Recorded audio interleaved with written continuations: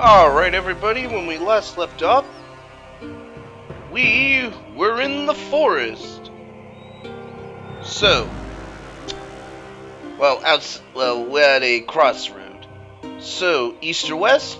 I'm thinking I'm gonna go west.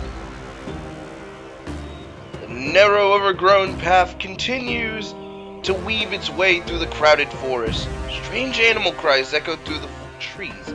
It's not long before you arrive at another junction.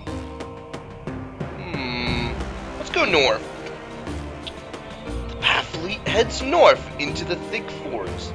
In one of the few clearings between the trees, you see smoke rising from the chimneys of a wooden hut. Well, I guess we can take a look. You peer through the small, dirty window of the hut to see an old woman in grubby clothes of a wrinkled face and a warty nose, reading from one of several books on the far wall of the hut. A hunchback servant is carrying more books on the shelves, crammed with old books, charts, and scrolls. I think I'm gonna go in. You open a rough wooden door and walk into the middle of the dingy hut. Do you talk to the old woman? Or do you draw your sword? I'm gonna talk to her. The old woman throws back her head and roars of laughter if you start to make conversation. She is an evil woman! You lose 1 luck point and draw your sword. Oh. As you draw your sword, the old woman's face changes from expression of disinterest to that of anger. From the drawers on a nearby table, she pulls out some dead flowers and proceeds to rub a few petals on her palms, filling the hut with a sweet smell. As this happens, the room starts to spin before your eyes. As I possess the headband of concentration, I am going to use it. As you start to lose your balance as this illusion distorts your mind. You close your eyes and reach into your backpack, pulling out the headband of concentration, which you quickly put on your head. The spinning sensation in your head subsides and you open your eyes to see the old woman who you now realize is a witch. To stop you from reaching her, the servant throws wooden chairs at you. Alright, let's test my luck. I am lucky! Yes, I got an achievement. While you're distracted by the servant, the witch shouts strange words in the air. Suddenly she vanishes in a bright flash and appears as a small bat, which flies out the open door. On seeing this, the hunchback slumps on the floor and starts to cry. Alright, I'm gonna see if I can't find anything useful. Maybe she has the hammer. Okay, you decide to start your search at the wooden shelves. All the books are written in a language unfamiliar to you. They contain strange diagrams. The charts and scrolls are also unintelligible to you. You open the cupboards and drawers apart. You open the cupboards and drawers, and apart from an interesting piece of painted canvas, all you find are more books, leather-bound and dusty. You are about to give up searching the room when you notice one more book on the floor, acting as a support for a broken table leg. Alright, let's take a look. Okay. You open the book and you're surprised to see the pages are hollowed out in the middle. Lying in the cavity is a small jewel on a silver chain. Beside it is parchment which reads, Eye of Amber. Place necklace around neck and question those you fear. No matter what they try to say, it's only the truth you hear. You place the necklace around your neck and presume your find will come in useful in this evil force. You gain +1 luck point. Ah! Nice! Haha! Well, leaving the hut, we head north. Walking along the narrow path, you notice a big cold tree to your left with a large hole in its trunk just above your head. Yeah, I'm gonna put my hand in.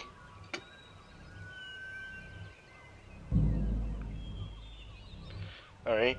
You put your hand slowly into the dark hole. It comes into contact with something cold and hard. It feels like metal. As you start to lift it out the hole, you wince pain as a sharp bite of some small creature suddenly bites into your arm. You pull your arm quickly, hanging on to discovery.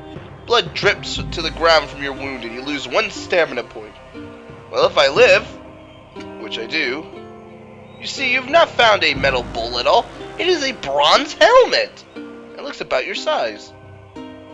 Hell, what's the harm that can happen? You place the helmet on your head. A surge of power begins to run through your body, making you feel strong and unafraid.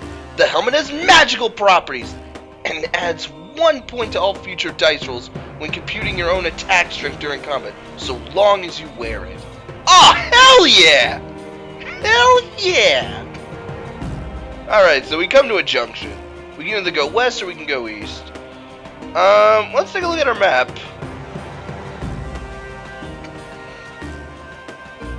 Oh, doesn't... I wish it would actually tell me, you know, what are the events that happened.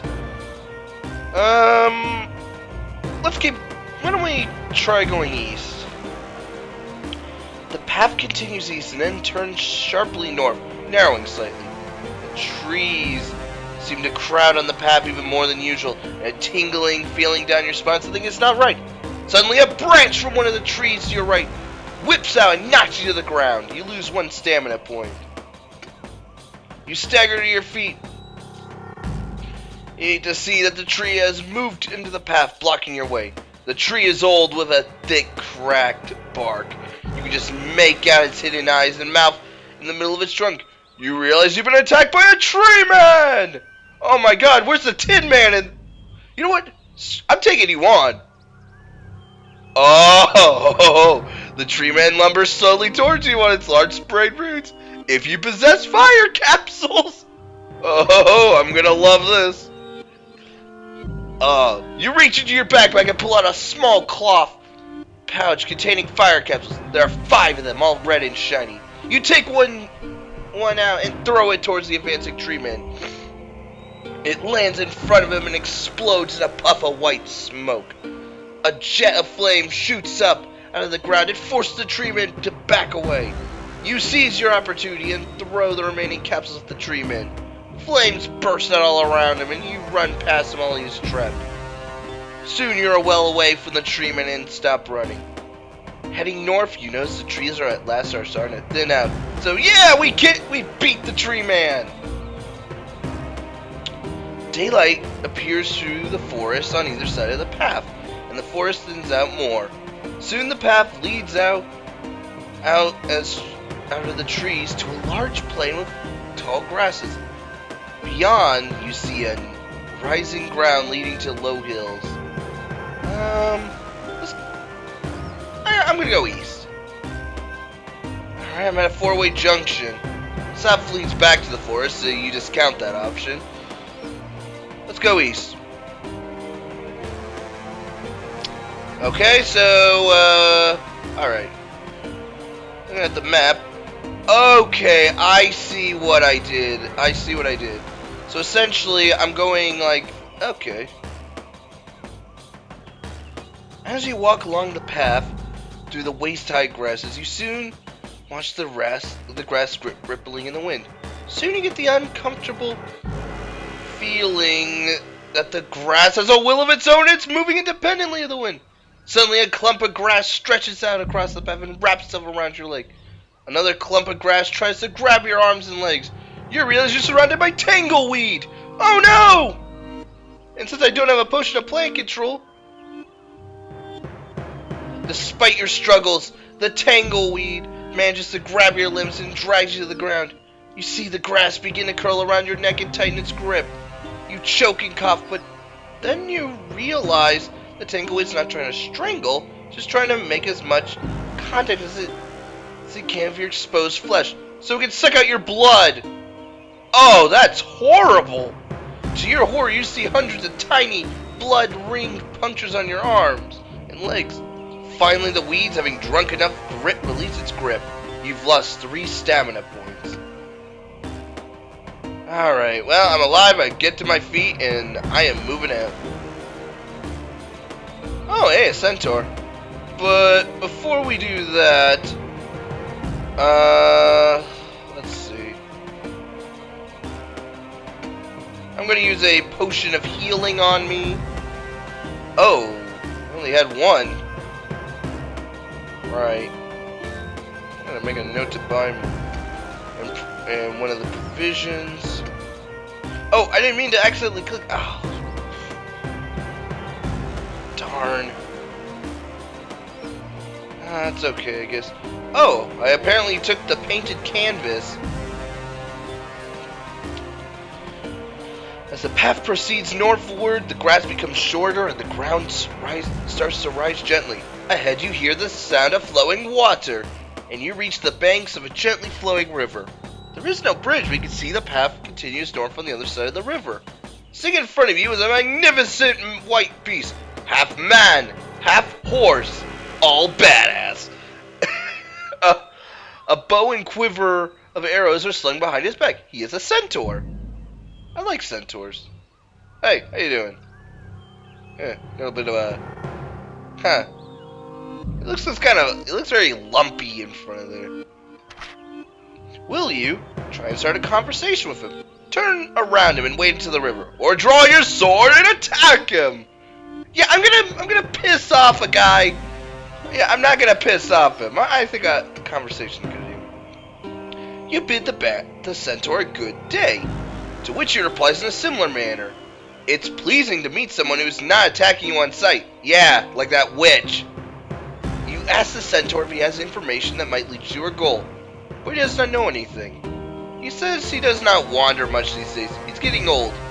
He just wants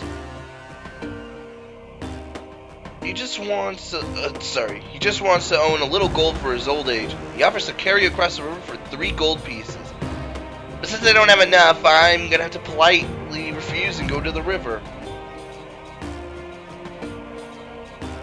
Alright, as you wade into the river, the centaur gallops off south down the path. The water is dark green in color, and you wonder if any creatures lurks in the depth. Although the water only rises to your legs, it's very cold and your legs feel numb. You think something is touching your legs, maybe weeds, but it's difficult to tell. Eventually you reach the far bank and haul yourself out of the river. You look down at your legs and are horrified to see a bloated black leech some 6 inches long. Dude, a 6-inch leech? Oh god, that's horrible! Salt from your provisions would be useful right now. Do you have any provisions? Yes, I do. You reach into your backpack and take salt from your provisions and rub it on the hideous leech. It curls up and falls off your legs. You lose 1 of your provisions. You kick the shriveled leech back into the river and look around you. You are now at the foot of some hills. It's beginning to get dark. You see that the path winds its way north up the hill, and you decide to camp under a huge oak tree to the right of the path. Later, you settle down to sleep with your sword by your side. Alright.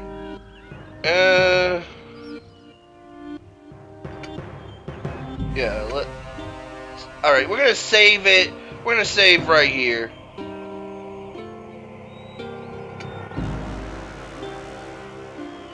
Alright. Oh. There we go. So we're gonna save right here. We're gonna relax. I think this was a good episode. I mean, we did a lot. Who knows what we'll do next. Anyway, I'm Bren, and I will see you later. Bye!